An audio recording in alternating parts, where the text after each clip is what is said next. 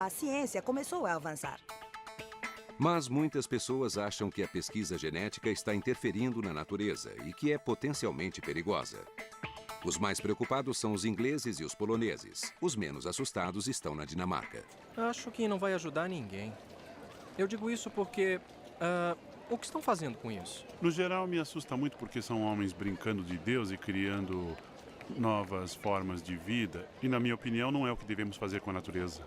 Não é natural e eu não acho que seja a vontade de Deus. Em geral, quando perguntamos se os benefícios do desenvolvimento genético irão superar os riscos, apenas um pouco mais da metade concordou, embora os ingleses fossem os menos convencidos. Mas qualquer que seja o futuro em que as pessoas acreditam, o fato é que a simples molécula do DNA está afetando as pessoas agora. A ciência genética já está transformando vidas.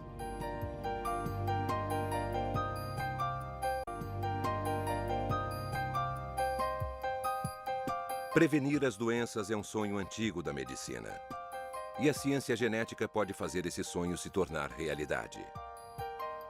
Para cada criança nascida no início deste século, a esperança é que, conforme ela cresça, tenhamos condições de conhecer cada parte da sua genética e determinar os riscos das principais doenças. E prevenir é melhor do que remediar. Porque agora se sabe que as maiores causas de morte no Ocidente, como as doenças cardíacas, diabetes e câncer, têm bases genéticas. Juntas, elas são responsáveis pela metade das mortes de adultos na Inglaterra. O câncer de mama é uma das maiores causas de morte entre as mulheres.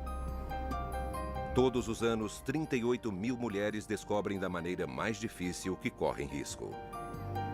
Wendy Watson é uma delas. Minha mãe morreu quando eu tinha 16 anos. Ela morreu de câncer de mama. Tinha 44 anos. A mãe dela teve câncer nas duas mamas e morreu. Ela morreu de câncer de ovário. Então fui ao médico depois que ela morreu e perguntei: o câncer pode ser hereditário? Ele respondeu: não seja boba, o câncer de mama não é hereditário. Mas quando Wendy pesquisou o histórico da família, ela descobriu evidências assustadoras de que o câncer tinha passado de geração a geração. 9 em cada 10 mulheres na sua família tinham desenvolvido câncer de mama. Eu pensei, não quero passar o resto da minha vida preocupada, imaginando quando vou ter o meu.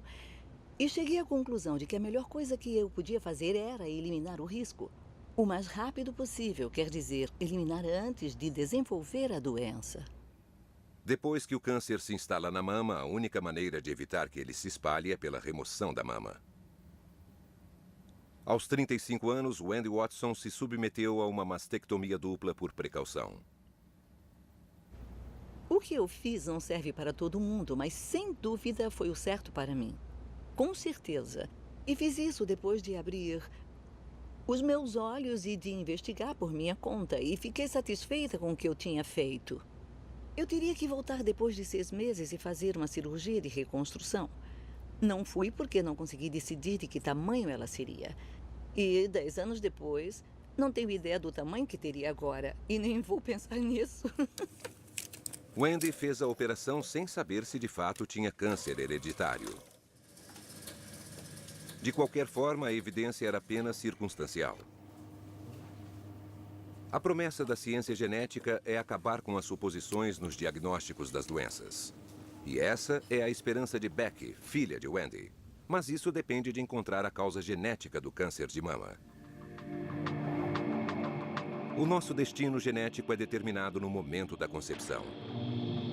Na fusão do óvulo com o esperma, a primeira célula tem um núcleo contendo 46 cromossomos, 23 da mãe e 23 do pai. Complementando cada cromossomo, firmemente envolto em um feixe, está o nosso DNA, o código da vida. O código do DNA é feito de 2 sequências de bases nitrogenadas ajustadas, combinadas e entrelaçadas na famosa estrutura da dupla hélice. Cada uma das 4 bases faz par com outra base e sempre nos mesmos pares, A com T e C com G. Essas bases, então, se transformam em feixes, dezenas de milhares por vez. Esses feixes são os nossos genes. É o molde da atividade genética que constrói todas as diferentes células do nosso corpo.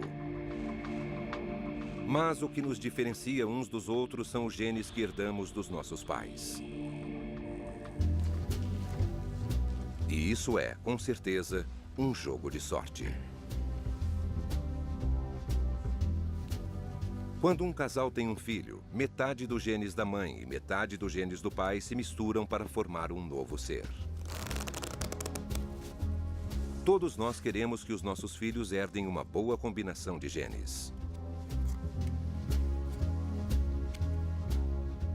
Sempre que concebemos um filho, os genes se misturam em uma combinação nova e diferente.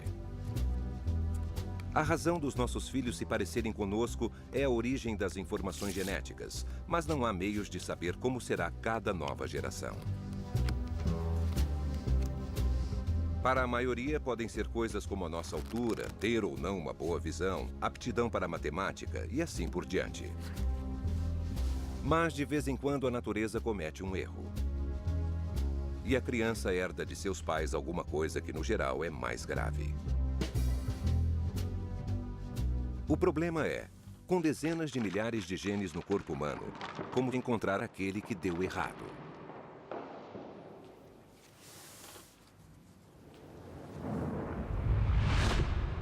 Em Salt Lake City, no estado de Utah, os cientistas superaram essa dificuldade.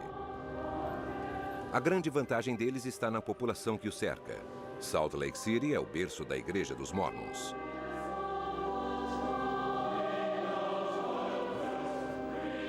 Os Mormons que se estabeleceram nesta região há 130 anos acreditam que seus ancestrais também podem tornar-se Mormons. Como a alma de cada ancestral pode ser batizada depois da morte, os mortos têm que ser cuidadosamente identificados. Cada família de Mormon tem os antecedentes da sua genealogia aqui na Biblioteca da História Familiar, a maior do gênero em todo o mundo. A comunidade é tradicionalmente unida e eles se casam entre si, frequentemente constituindo famílias grandes. Para a genética, isso é potencialmente uma mina de ouro de informações que podem ser usadas para localizar distúrbios genéticos. A doutora Dana Shattuck participou da pesquisa do câncer de mama. Então, a noção de que existe um único gene responsável pela hereditariedade do câncer de mama e de ovário vem do fato de que há famílias em que existem núcleos genéticos da doença. Este é um exemplo de genealogia em Utah, onde uma doença vem se repetindo em várias gerações. E podemos ver aqui que o avô foi afetado, nesse caso com câncer de próstata. E todos os afetados aqui são homens. Os quadrados pretos são as pessoas afetadas. E conforme examinamos esse quadro, vemos que os quadrados pretos, as pessoas afetadas, têm o cromossomo verde. E então procuramos pelos menores pedaços do cromossomo verde de cada indivíduo afetado. E é assim que sabemos por onde começar a procurar pelo gene. Foi assim que eles localizaram o gene do câncer de mama. Com uma quantidade pequena de cromossomo para localizar, eles compararam aquele pedaço com a mesma quantidade do resto da população. Eles encontraram uma mutação, uma área em que o gene afetado é de suma importância, porque atua como inibidor do câncer. Mas a mutação torna-o totalmente incapaz, permitindo ao câncer crescer sem ser percebido. A mutação foi chamada de BRCA1, câncer de mama gene 1, visto aqui como uma falha isolada em um gene ao longo de quase 8.000 letras. É um G quando deveria ser um T. Descobrir o BRCA1 foi um grande marco na medicina preventiva. Graças a isso, foi possível realizar o primeiro exame de gene cancerígeno do mundo.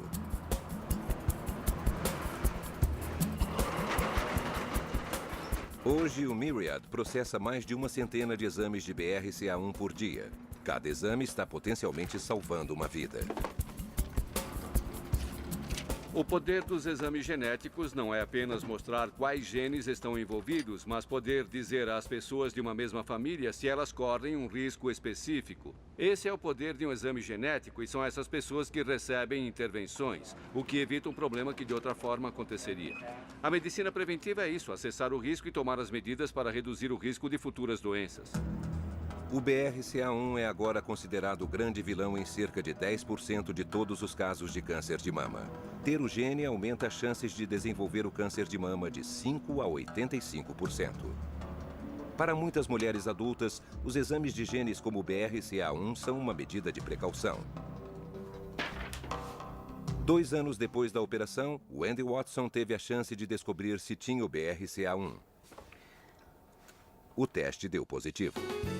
Esta é a sua emissora favorita tocando músicas de hoje e de ontem, e essa é Beck com uma mensagem especial. Para o Andy, isso agora não faz diferença, mas certamente afeta a sua filha. Para alguém que precisa de ajuda, não é, Beck? Cada centavo que arrecadamos é para ajudar alguém a conseguir realizar um exame de suma importância. Becky sabe que tem 50% de chance de ter herdado o gene BRCA1. Então, aos patrocinadores e todos aqueles que puderem ajudar. Eu só tenho 21 anos e o exame genético está disponível desde que eu tinha 18. E eu vou fazê-lo sempre.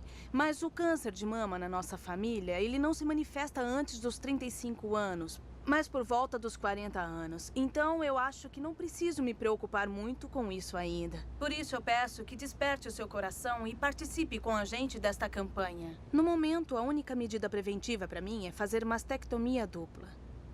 Mas em 10 ou 15 anos, quem sabe o que terá sido descoberto? Eu tenho muita esperança de que eles terão descoberto alguma coisa. Caso não tenham, então a mastectomia dupla será uma opção. Na pesquisa da Discovery, a grande maioria das pessoas em todos os países concordou que faria exames se houvesse histórico de doença genética na família. Se alguém na minha família tivesse sido diagnosticado com algum problema que pudesse ser genético por algum tipo de exame genético, e se fosse alguma coisa que eu tivesse certeza que tratando cedo pudesse ajudar numa recuperação mais imediata, eu seria 100% a favor, 150%. Se pudermos encontrar a cura através de tratamentos nos primeiros estágios, com certeza eu faria isso, sim.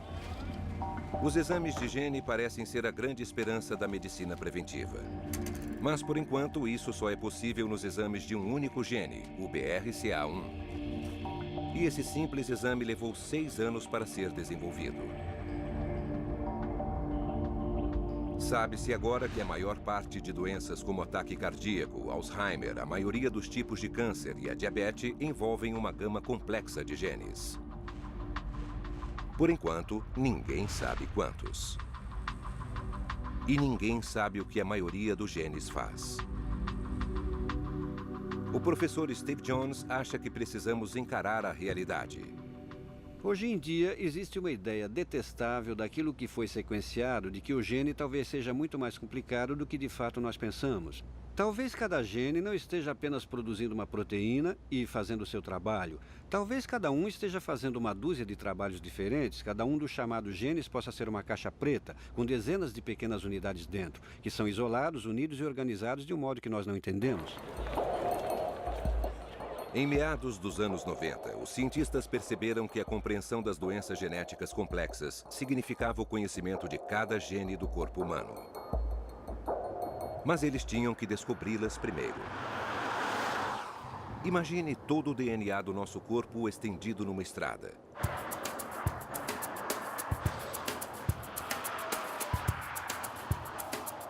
Numa viagem de 1.500 quilômetros, nós passaríamos a cada passo por 50 letras ou bases.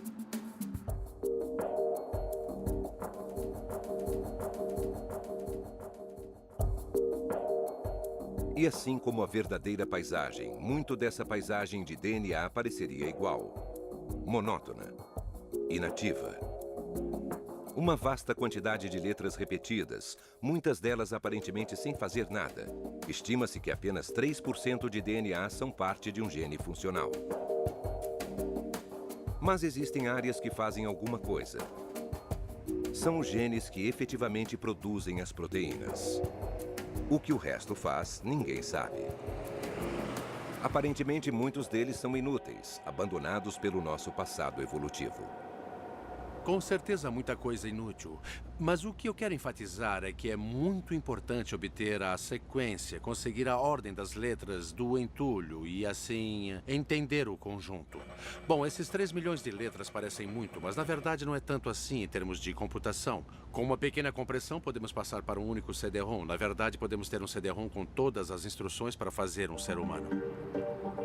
O ganhador do Prêmio Nobel, professor John Silston, supervisionou o projeto Genoma Humano, talvez a mais extensa pesquisa científica de todos os tempos. A um custo de 3 bilhões de dólares, atraiu cientistas de 18 países em todo o mundo. O seu objetivo, encontrar e registrar cada gene do corpo humano. Pegando amostras de DNA da população em geral, eles procuraram áreas habituais de atividade. Os genes comuns a todos nós. Cada um deles foi então desenhado num mapa. Este é o genoma humano. Depois de 10 anos, eles agora sabem onde quase todos os nossos 35 mil genes estão localizados. Mas a verdadeira missão mal começou. O que fizemos com a sequência humana foi ler o livro. Nós lemos os caracteres das letras nas páginas, certo? Nós apenas começamos a presumir quais são as letras que realmente significam alguma coisa. Trabalhando no projeto do genoma humano, os laboratórios genéticos de todo o mundo estão correndo para classificar as combinações de gene que nos torna predispostos à maior parte das doenças. A obesidade é um dos maiores problemas nos Estados Unidos. Estima-se que 1/3 da população do país é obesa. É uma das maiores preocupações em matéria de saúde, porque uma das consequências da obesidade é a diabetes, a 6ª maior causa de morte nos Estados Unidos. Mas enquanto as empresas de genética estão procurando pelo gene da obesidade, nem todos estão convencidos de que apenas os genes possam ter a resposta para todas as dúvidas. Quase todas as pessoas que estão assistindo esse programa vão morrer de alguma doença genética. E com isso, estou apenas falando de coisas como diabetes, câncer, doenças cardíacas, todos os grandes vilões. E quase todos têm um componente forte de hereditariedade. Mas em todos esses grandes vilões do mundo moderno, o meio ambiente tem muita influência. Por exemplo, se você tem uma tendência familiar para o diabetes, como muitos a têm, o tratamento preferencial não é fazer a terapia genética, mas parar de comer doces, parar de comer gordura. Comprimam a barriga, balancem os braços. Quadris encaixados e para baixo. A Filadélfia tem uma das maiores taxas de obesidade dos Estados Unidos, mas é também o lugar de uma grande campanha de combate à obesidade e à diabetes. Balancem os braços. Gwen Foster é a rainha da saúde na cidade, responsável por colocar os trabalhadores da cidade em forma. Para aqueles que, como Gwen, estão na linha de frente, a promessa de um exame de gene no futuro não ajuda muito agora. Tenho receio de que, se alguém é identificado com uma doença genética específica, vai pensar que não há esperança e vai ficar esperando que a ciência médica venha com uma pílula para cura, o que não é provável acontecer tão cedo. E a outra coisa, sim, essas pessoas vão achar que, se um código genético não é revelado num exame, elas são imunes. Genes com defeito, eu digo sempre, podem servir de munição. Mas o estilo de vida aciona o gatilho. 1, 2, 3, 4. Enquanto cuidam dos seus estilos de vida na Filadélfia, alguns cientistas acreditam que a genética ainda pode ser a solução para prevenir doenças complexas como a diabetes. Mas primeiro terá de haver uma outra fase na revolução genética. Algo como a obesidade é uma coisa muito complexa. Talvez um gene represente 5 ou 10% de todo o problema. Empresas como a Myriad estão tentando descobrir e comercializar uma por vez. É o seu tipo de negócio, mas isso mostra uma pequena parte do todo. Não é possível entender tudo. Craig Venter, um pioneiro do projeto do genoma humano, acredita que a ciência genética começou a se tornar individual. Fisicamente, todos nós somos diferentes uns dos outros. Pelo menos uma letra dentre as aproximadamente 1.200 do código genético é diferente. É claro que algumas vezes essas diferenças levam a algumas características físicas diferentes e também levam a algumas reações diferentes ao meio ambiente. O grande problema da medicina moderna é que ela soma tudo isso e faz uma média. O sonho de Venter é nos oferecer nosso próprio genoma por apenas $1.000. Somente isso, ele acredita, poderá nos ajudar efetivamente a moldar os nossos cuidados com a saúde e o estilo de vida aos genes que possuímos individualmente. Na sua visão de futuro, cada criança vai sair da maternidade com o seu DNA gravado em um CD. Quando se tornar um adulto, poderá ver todos os seus riscos genéticos. O problema é que os outros também vão querer ver.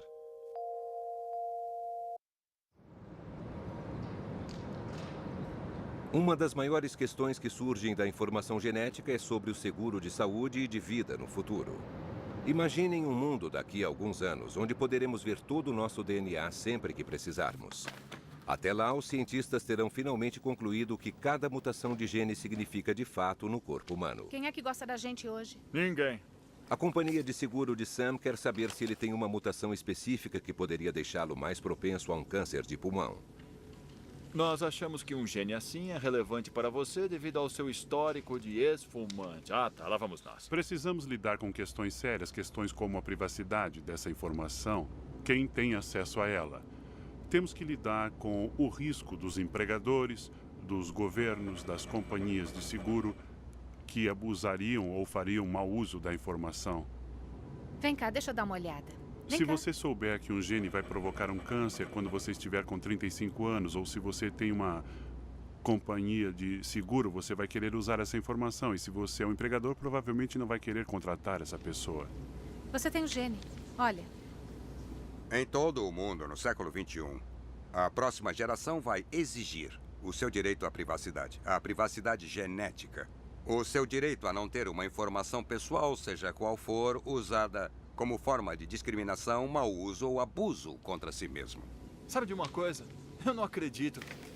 Ontem eu era saudável e tinha seguro. E hoje eu sou saudável e não tenho mais. Olha só. Essa é uma previsão de um futuro possível. Em todo o mundo, as regras variam muito acerca do uso ou não das informações genéticas para fins de seguro. Hoje, na Inglaterra, as companhias não podem usá-las para determinar o seguro de vida por causa de um acordo de moratória. Estamos caminhando firmemente a um ponto em que há mais exames disponíveis e mais pessoas que os fazem. Sim, e os seguros, cedo ou tarde, quando chegarmos a essa situação, vão ter de ter acesso a alguma informação, mesmo que não possam avaliar as pessoas, mas apenas para saber quais são os custos para proteger os outros segurados e os seus acionistas contra um possível impacto financeiro.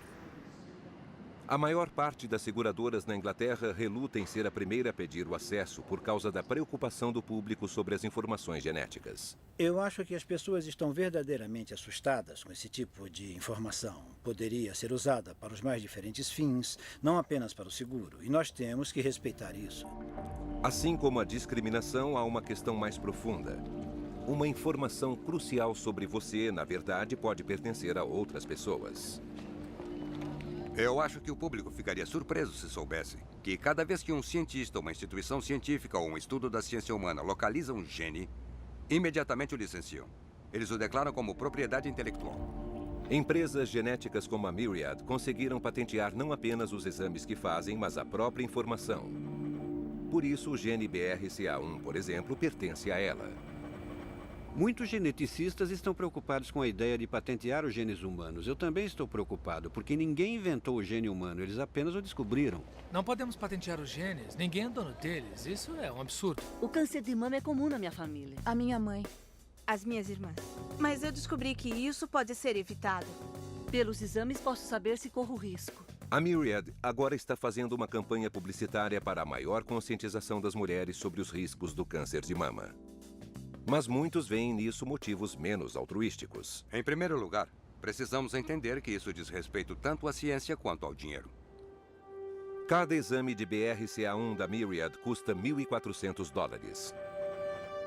Mas esses exames custam milhões para serem desenvolvidos. Sempre tem algum tipo de crítica que as pessoas fazem quando fatores comerciais estão envolvidos. É importante entender que esses exames são muito caros hoje em dia.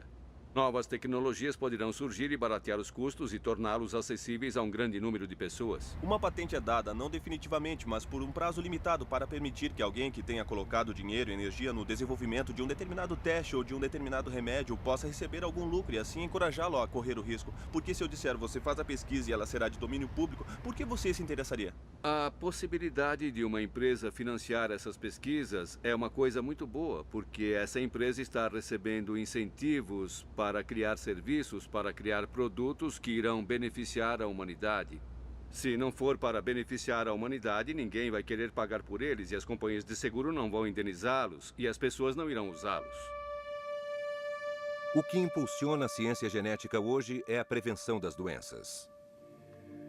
Isso significa olhar para os nossos genes e determinar o que eles farão por nós durante o curso de nossa vida. Ter o poder de tomar decisões que podem afetar as nossas chances de sobrevivência. Mas o fundamental na medicina preventiva é evitar que os genes defeituosos permaneçam em nosso corpo. E a única maneira de fazer isso é interceptá-los antes do nascimento. Vou levar você até a sala de exames. Vamos começar com ultrassons, tá bem? Tá bem.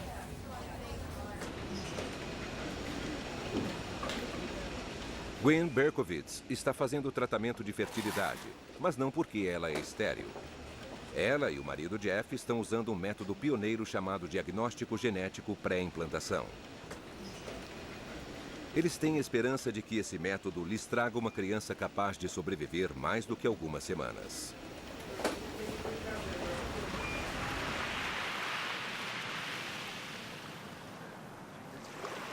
Jeff e Gwen não sabiam que ambos tinham algum tipo de problema genético. Até que isso custou a vida de uma filha há 2 anos. Eles vieram à praia para realizar uma cerimônia simples em memória da filha Logan Page. Logan nasceu com um problema congênito chamado distrofia miotônica. Eu não ouvi ela chorando.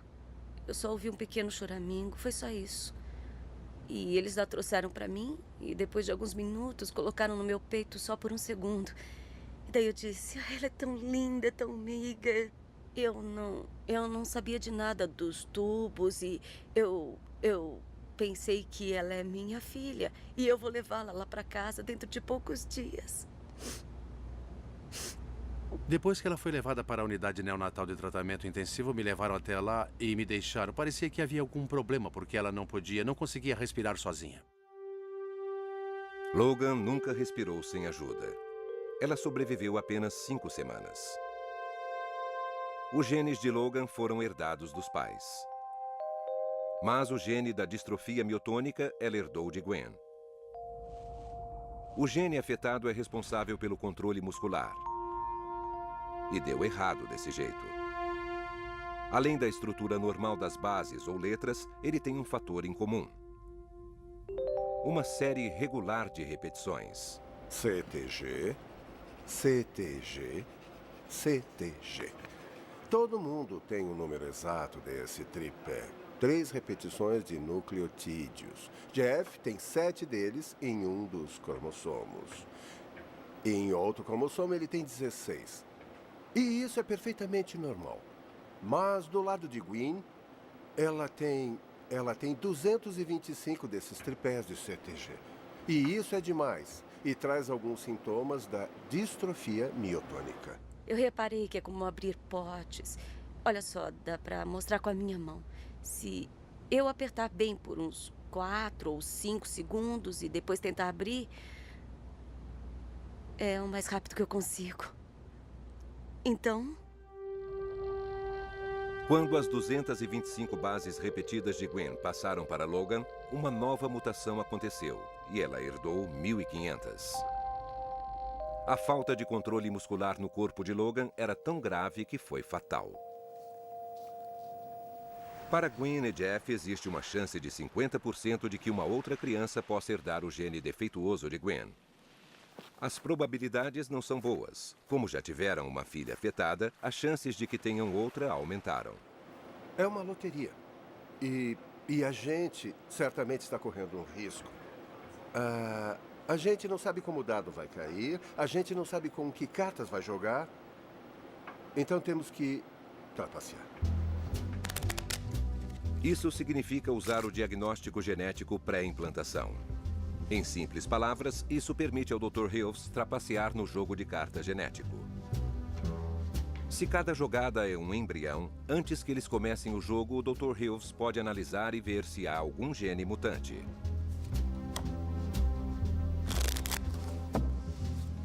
Somente quando tiver certeza de que está tudo certo, ele deixará os Berkowitz jogarem. Gwen e Jeff concluíram que a única chance de ter um filho saudável é através desse método. 17 óvulos de Gwen foram retirados. Um único esperma é injetado por óvulo e são deixados para que cresçam. Depois de 3 dias, 11 óvulos tinham desenvolvido embriões. Cada embrião é um conjunto de 8 células e uma delas será removida. A célula removida será examinada para saber se tem o gene da distrofia miotônica. No dia seguinte, todas as biópsias chegam a Detroit, ao centro de testes genéticos dirigido pelo Dr. Hills. Para saber quais são os embriões afetados, eles contam o número de bases repetidas que foram herdadas dos pais. Depois de 8 horas de testes e análises, o Dr. Hills tem os resultados que Gwen e Jeff esperaram uma semana para receber.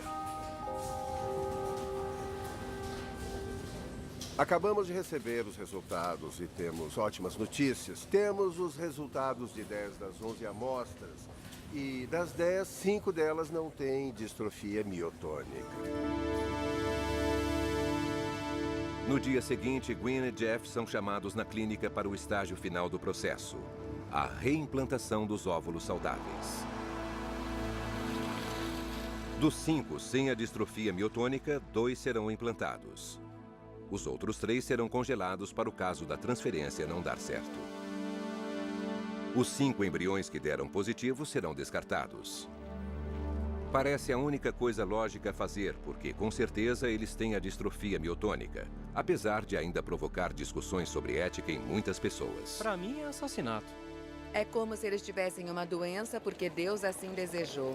O que estamos fazendo é ajudá-los a começar a gravidez com uma criança saudável. Não acredito que isso signifique problemas éticos, mas vou dizer, todas as pessoas que vemos andando nas ruas têm uma atitude visceral, íntima a respeito da reprodução. E quando misturamos reprodução com a genética, todo mundo tem uma opinião. Em nossa pesquisa, houve discordância quanto ao direito de descartar os embriões com doenças hereditárias.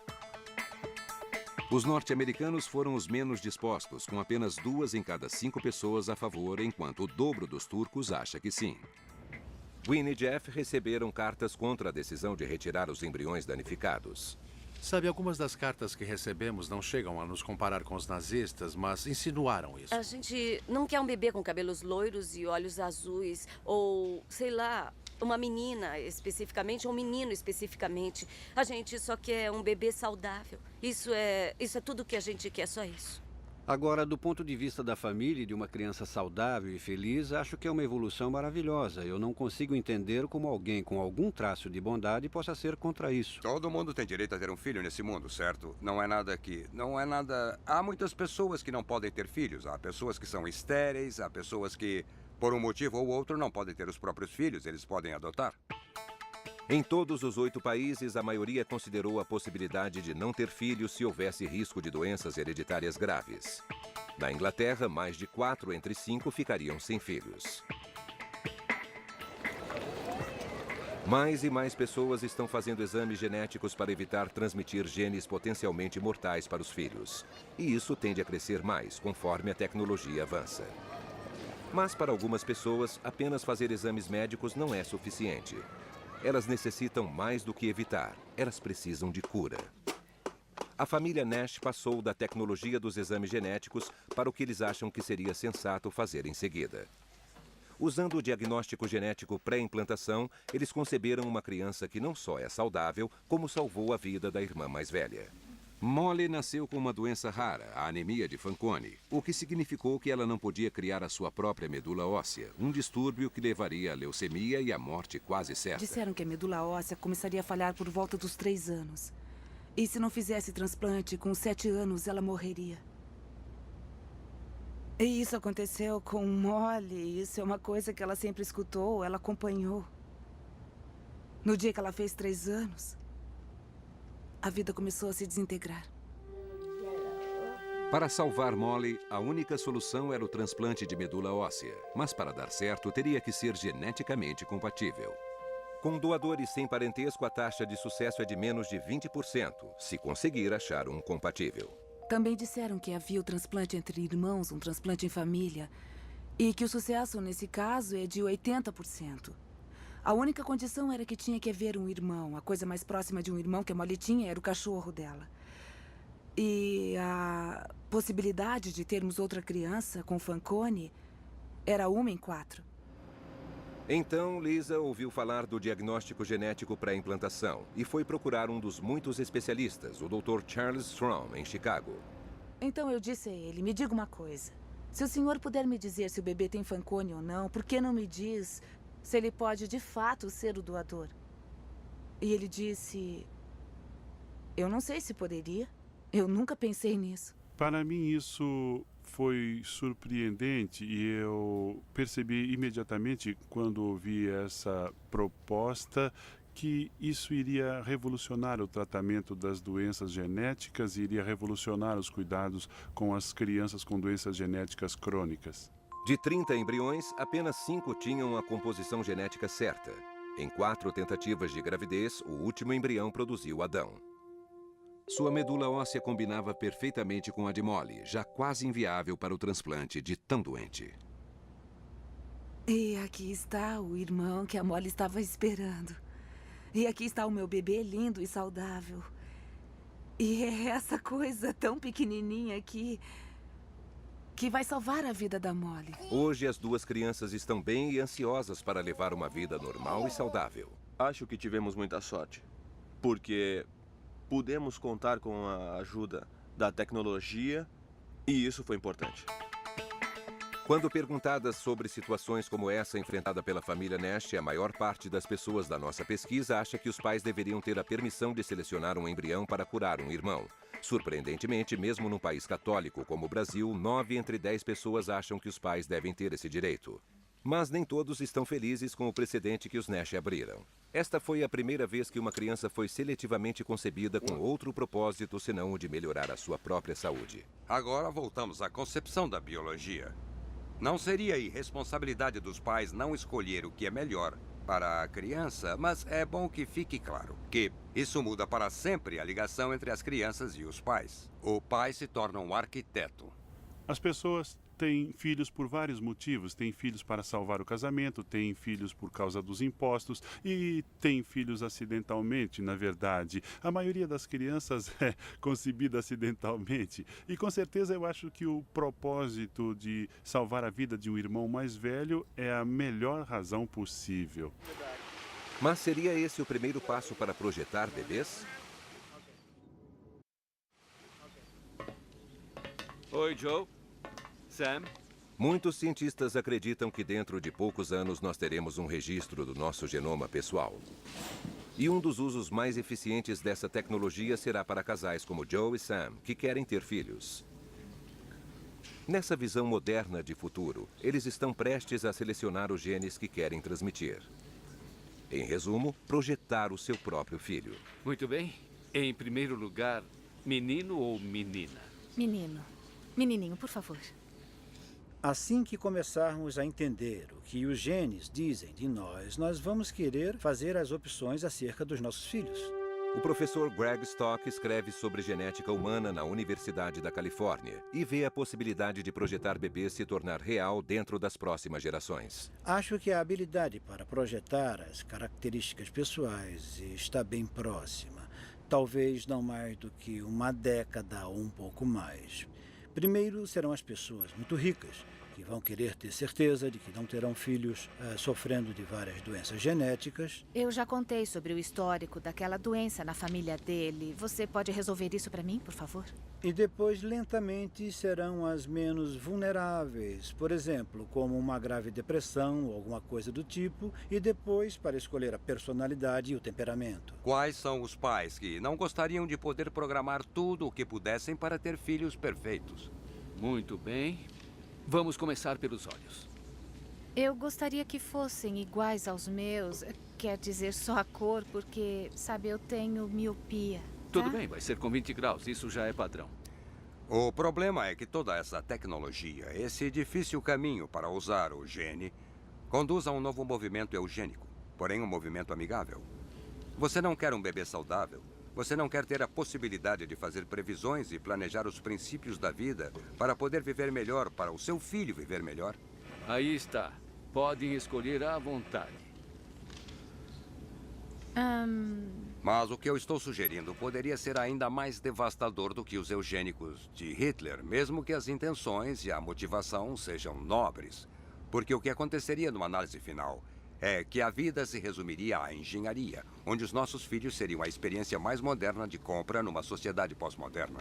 Gostariam de vê-lo? Sim, nós gostaríamos. Muito bem. Isso é apenas uma pequena amostra de como o bebê vai ser após o nascimento.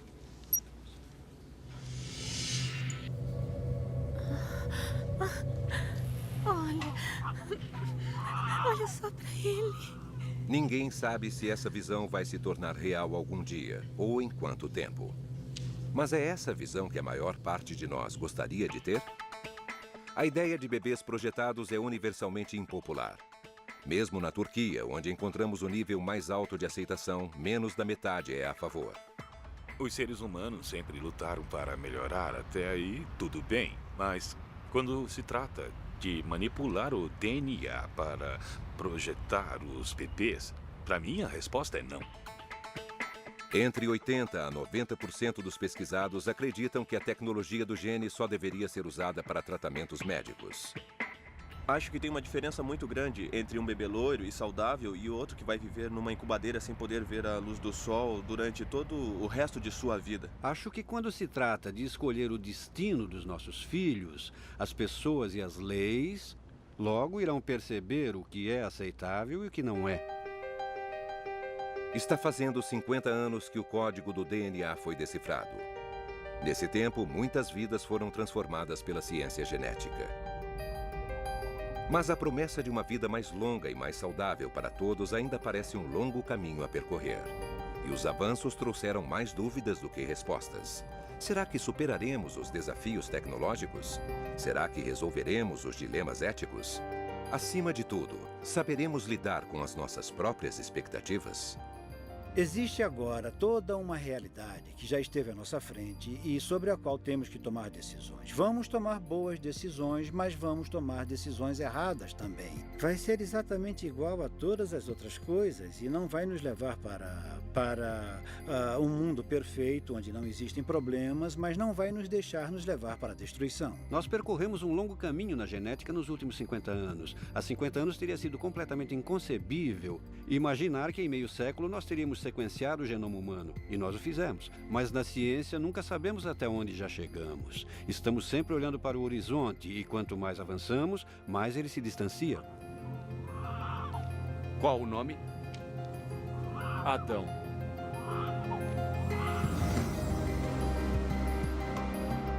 Versão brasileira Vox Mundi.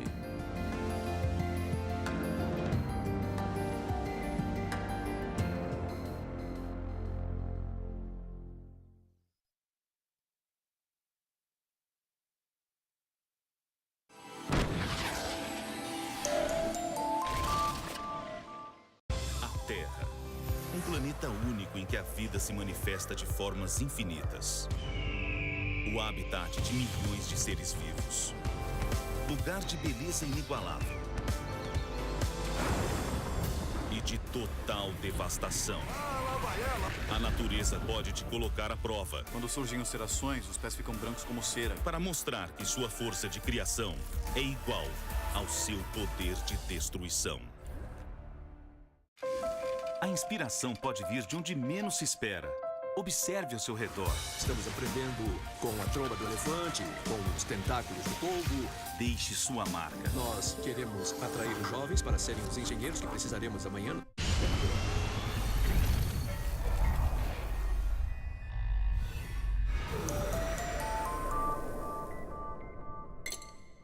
Este programa contém dramatizações de pessoas e fatos reais. Alguns nomes foram mudados. Este programa é desaconselhável para menores. Contém imagens fortes. Aconselha-se prudência ao espectador. Em Nova Orleans, um jovem conhece uma mulher misteriosa e depois desaparece. A família e a polícia precisam de respostas. Só uma médium pode fornecê-las. Eu olhava nos olhos do André e via e sentia água. Em uma cidadezinha de Nova Jersey, uma adolescente estava indo para casa, mas não chega. Ninguém sabe o que aconteceu até uma médium aparecer. Eu senti que era um momento de fúria explosiva. Eu o senti arrastá-la para o bosque. Quando as pistas são escassas e as respostas evasivas, os investigadores às vezes recorrem a investigadores psíquicos.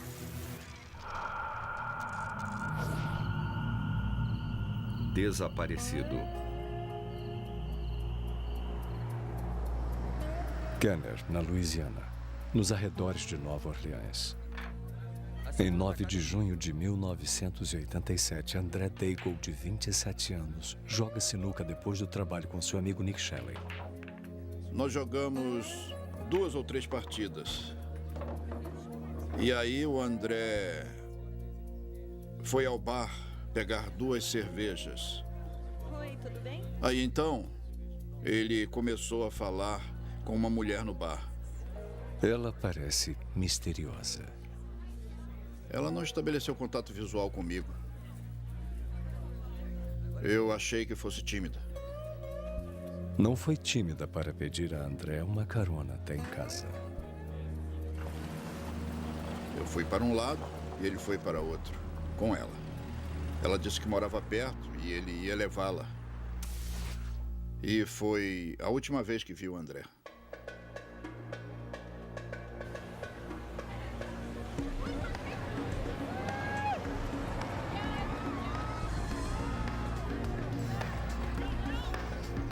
Com o passar dos dias, os amigos e a família lutavam para achar André, de acordo com seu irmão Chris. A primeira coisa foi ligar para todos os amigos, as pessoas e os conhecidos com quem ele passava a maior parte do tempo. Desaparecido. André Daigle.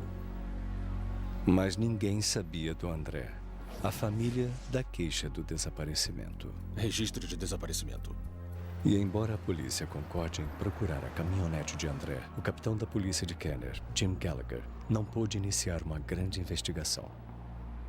Quando temos um homem solteiro que sai de um bar com uma mulher, ninguém vai devotar muitos recursos na mera tentativa de achar esse indivíduo.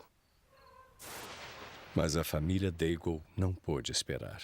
Bem, era uma questão clara de urgência, sabe? Porque quanto mais esperássemos, mais difícil seria achar a pista dele e localizá-lo. Os amigos e a família dividiram a região de Nova Orleans para uma busca. Nós rodamos o dia todo, para cima e para baixo, cada uma das ruas. Fizemos isso por 3 ou 4 dias e noites.